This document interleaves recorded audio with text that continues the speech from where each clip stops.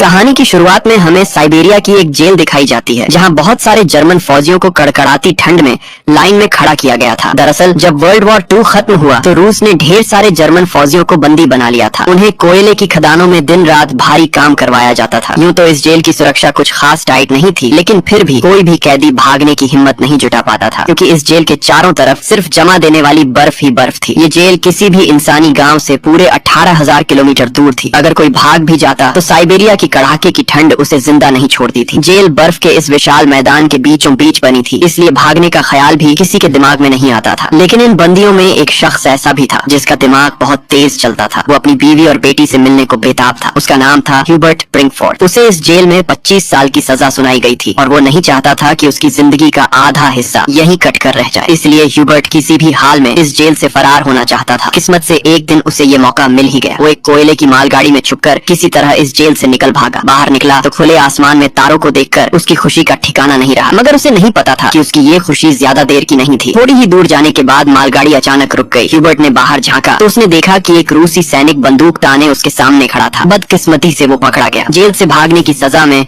उसे एक खुली जेल के सेल में ठूंस दिया गया। यहाँ ठंड इतनी थी कि रात की बारिश ने उसकी हालत और पतली कर दी। उस सेल में उसे कुछ घंटे नहीं बल्कि पूरे 2 दिन गुजारने पड़े। 2 दिन गुजर जाने के बाद सुबह जेल का वार्डन उसके पास आया और उसे बाहर निकाला, मगर कोई सजा नहीं दी। बस इतना कहा, तुम्हारे साथी तुम्हारा इंतजार कर रहे हैं। उसे थोड़ी सी राहत मिली और जब ह्यूबर्ट अपने साथियों के पास पहुंचा तो वो सब डंडे और लाठियां लिए उसका इंतजार कर रहे थे। वो सब ह्यूबर्ट से बहुत गुस्सा थे, क्योंकि उसके भागने की वजह से पिछले 2 दिनों से उन्हें भी खाना नहीं मिला था। अब ह्यूबर्ट को वार्डन की बात का मतलब समझ आया। तभी बाकी कैदियों ने उस पर हमला बोल दिया और लाठी डंडों से उसकी अच्छी खातिरदारी कर डाली। इस पिटाई में ह्यूबर्ट इतना घायल हो गया कि उसे जेल के अस्पताल में भर्ती करना पड़ा। जेल का डॉक्टर भी एक जर्मन कैदी था। जैसे ही ह्यूबर्ट को होश आया उसने डॉक्टर से कहा, मैं फिर से जेल से भागना चाहता हूँ और तुम्हारी मदद चाहिए। डॉक्टर उसकी हिम्मत देखकर हैरान रह गया कि इतना सब सहने के बाद भी ये बंदा नहीं रुका। एक जर्मन फौजी होने के नाते उसने ह्यूबर्ट को समझाया, इस जेल से जिंदा भागना मुमकिन नहीं है और अगर तुम यहाँ से भाग भी गए तो बाहर की कड़कती ठंड तुम्हें खत्म कर देगी। मगर सच ये भी है कि अगर तुम नहीं भागे तो भी तुम्हारा यहाँ मरना तय है। कोयले की खदानों में कार्बन इतना ज्यादा है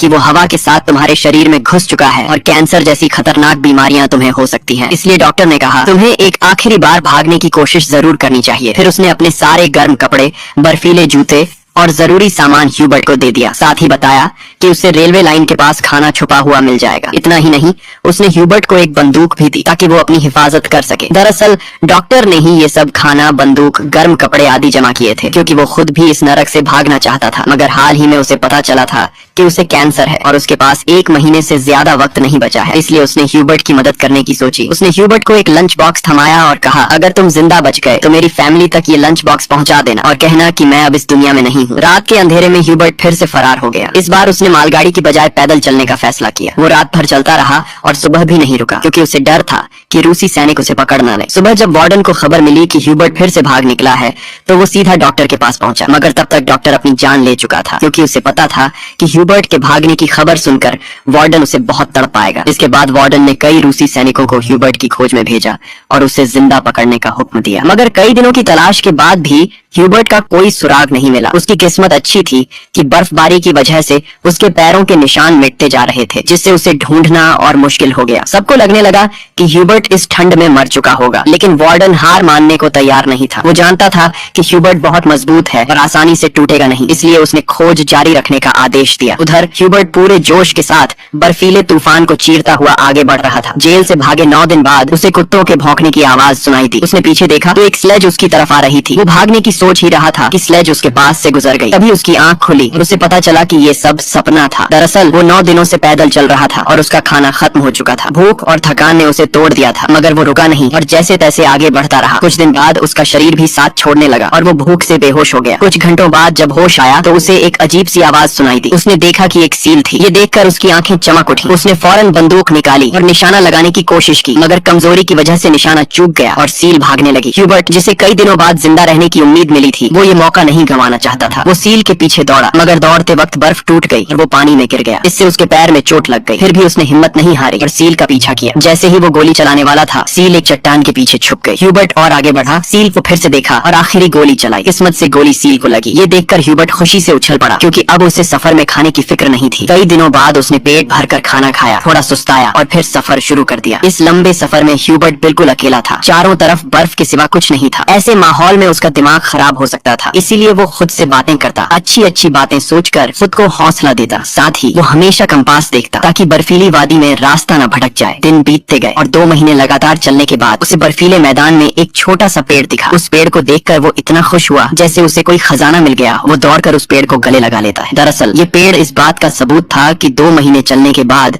वो बर्फीला इलाका पार कर चुका था और अब जंगल शुरू होने वाला था। थोड़ा और चलने पर वैसा ही हुआ, जंगल शुरू हो गया और बर्फ का इलाका खत्म। जंगल में वो बहुत खुश था। उसने लकड़ियां इकट्ठा की, आग जलाई और कई महीनों बाद पहली बार चैन से सोया। मगर अगला दिन उसके लिए आरामदायक था या नहीं ये कोई नहीं जानता। इधर वार्डन अभी भी ह्यूबर्ट की तलाश में था। उसने अपनी सर्च पार्टी को 700 किलोमीटर के दायरे में खोजने का हुक्म दिया। उधर ह्यूबर्ट जंगल से गुजर रहा था कि अचानक एक बर्फीला तूफान आ गया। तूफान इतना तेज था कि बड़े बड़े पेड़ उखड़कर गिरने लगे। ह्यूबर्ट जैसे ही आगे बढ़ने की कोशिश करता है, एक विशाल पेड़ उस पर गिर पड़ता है। उसकी किस्मत अच्छी थी कि शाम को 2 लोग वहाँ से गुजरे जो सोना ढूंढ रहे थे। उन्होंने ह्यूबर्ट को देखा और उसकी जान बचा ली। इसके बाद तीनों एक साथ आगे बढ़े और कई दिनों के सफर के बाद बर्फीले मैदान से बाहर निकल आए। रास्ते में उन्हें एक नदी मिली। उसे पार करने के लिए उन्होंने लकड़ी की नाव बनाई। नदी पार करते वक्त वो आपस में गप्पे मारने लगे, बचपन के किस्से सुनाने लगे। लेकिन तभी नदी का बहाव तेज हो गया और नाव बेकाबू होने लगी। एक साथी का संतुलन बिगड़ा और वो पानी में जा गिरा। उसे तैरना नहीं आता था और वो डूबने लगा। ये देखकर ह्यूबर्ट ने पानी में छलांग लगाई और किसी तरह उसे किनारे तक लाकर उसकी जान बचा ली। मगर उनका दूसरा साथी उन्हें डूबने के लिए छोड़कर अकेला आगे बढ़ गया। वो साथी बहुत लालची था। उसे लगा कि दोनों मर गए होंगे और उसने अपने दोस्त का सोना भी हड़प लिया। थोड़ी देर बाद जब ह्यूबर्ट और दूसरा आदमी टेंट तक पहुंचे तो उस आदमी को अपने दोस्त पर बहुत गुस्सा आया। उसने अपने लालची साथी को गोली मार दी। इसके बाद ह्यूबर्ट और वो आदमी सामान उठाकर आगे बढ़े। वो दोनों कई महीनों तक इस उम्मीद में चलते रहे कि कोई इंसानी बस्ती मिल जाए। लेकिन सर्दियां फिर से आ गई और जंगल बर्फ की चादर से ढक गए। उस आदमी का सामान बहुत भारी था जिससे उसे बर्फ में चलने में दिक्कत हो रही थी। ये देखकर ह्यूबर्ट ने उसका बोझ कम करने की कोशिश की और कहा, थोड़ी देर के लिए अपना सामान मुझे दे दो। मगर उस आदमी को शक हुआ कि शायद ह्यूबर्ट उसका सोना चुराना चाहता है। उसने ह्यूबर्ट पर हमला किया और उसे धक्का देकर नीचे गिरा दिया, जिससे ह्यूबर्ट बेहोश हो गया। जब ह्यूबर्ट को होश आया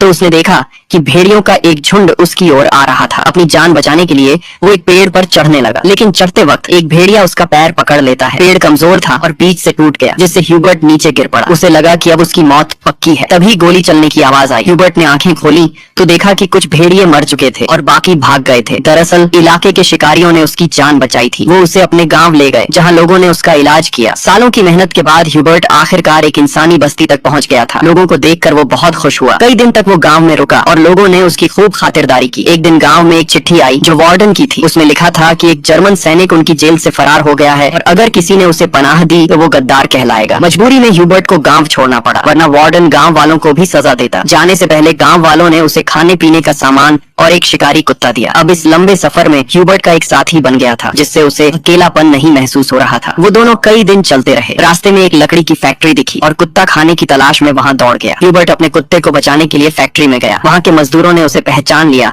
और मालिक के पास ले गए। ह्यूबर्ट ने मालिक को अपनी पूरी कहानी सुनाई, जिससे सबको उस पर तरस आया। उन्होंने उसे खाना खिलाया और जर्मनी जाने वाली ट्रेन में बैठा दिया। ह्यूबर्ट खुश था कि वो जल्द घर पहुंच जाएगा, मगर उसे नहीं पता था कि फैक्ट्री के मालिक ने वार्डन को उसकी खबर दे दी थी। वार्डन अपने सैनिकों के साथ स्टेशन पर उसका इंतजार कर रहा था, लेकिन स्टेशन पहुंचने से पहले ह्यूबर्ट ने दूर से रूसी सैनिकों को देख लिया और मौका पाकर ट्रेन से कूदकर भाग निकला। मगर रूसी सैनिकों ने उसे देख लिया और पीछा करने लगे। ह्यूबर्ट ने जल्दी से पटरियां पार की, लेकिन अचानक वार्डन सामने आ गया। ये देखकर ह्यूबर्ट का दिल डूब गया, क्योंकि उसे लगा कि उसकी सालों की मेहनत बेकार हो गई। लेकिन तभी उसके कुत्ते ने वार्डन पर हमला कर दिया और उसे काट लिया। इससे ह्यूबर्ट को फिर से भागने का मौका मिल गया। वो पूरी ताकत से भागा, लेकिन तभी गोली चलने की आवाज आई। पीछे मुड़कर देखा तो उसका कुत्ता मर चुका था। ये देखकर उसे बहुत दुख हुआ, लेकिन वो रुका नहीं और पूरी ताकत से आगे बढ़ता रहा। फिर वो एक पुल पर चढ़ा और नीचे से गुजर रही ट्रेन पर कूदकर भाग निकला। इस तरह वो एक बार फिर वार्डन के चंगुल से बच गया। दिन बीतते गए और ह्यूबर्ट धीरे धीरे अपने सफर में आगे बढ़ता रहा। देखते ही देखते 1922 आ गया। जेल से भागे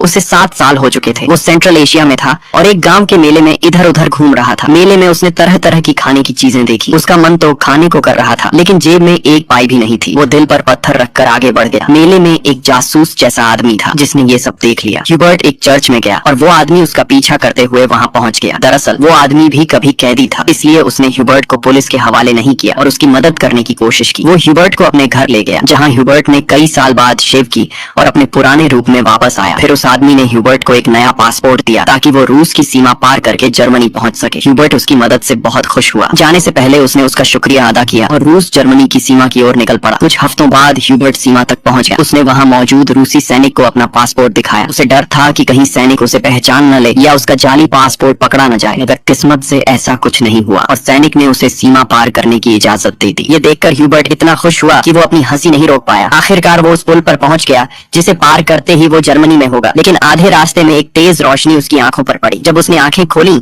तो सामने वार्डन खड़ा था। ह्यूबर्ट ने पीछे देखा, वो अभी भी रूस की जमीन पर था, यानी वार्डन उसे गिरफ्तार कर सकता था। उसका दिल टूट गया क्योंकि उसकी सालों की मेहनत अब बर्बाद होने वाली थी। लेकिन तभी कुछ ऐसा हुआ जिसकी उम्मीद ह्यूबर्ट को भी नहीं थी। वार्डन ने उसका रास्ता छोड़ दिया और उसे आगे जाने दिया। पहले तो ह्यूबर्ट को यकीन नहीं हुआ, लेकिन फिर उसने हिम्मत की और आगे बढ़ा। दरअसल वार्डन ह्यूबर्ट की जिंदा दिली और हिम्मत से बहुत प्रभावित था, इसलिए उसने उसे गिरफ्तार नहीं किया और अपने देश लौटने दिया। तभी वार्डन ने कहा, ये जंग बस दो सैनिकों के बीच थी, एक मैं एक तुम, और तुम जीत गए। जा अपनी जिंदगी जी लो। आखिरकार ह्यूबर्ट ने सीमा पार की और जर्मनी पहुंच गया। फिर वो अपने घर के पास पहुंचा जहां उसने अपनी बेटी और पत्नी को देखा। थोड़ी देर बाद वो दोनों चर्च जाने के लिए निकले तो ह्यूबर्ट भी उनके पीछे पीछे चर्च पहुंच गया। उसने अपनी बेटी को अभी तक आवाज नहीं दी थी क्योंकि उसे यकीन था कि उसका पिता एक दिन जरूर आएगा। जब उसकी बेटी ने पीछे मुड़कर देखा तो उसने अपने पिता को पहचान लिया और दौड़कर उसे गले लगा लिया। इतने सालों बाद ह्यूबर्ट को जिंदा देखकर उसकी पत्नी की खुशी का ठिकाना नहीं था। आखिर में तीनों ने एक दूसरे को गले लगाया और इस सच्ची कहानी पर बनी फिल्म यहीं खत्म हो गई। उम्मीद है आपको ये कहानी पसंद आई होगी। इसी ही और वीडियो के लिए हमारे चैनल को जरूर विजिट करें।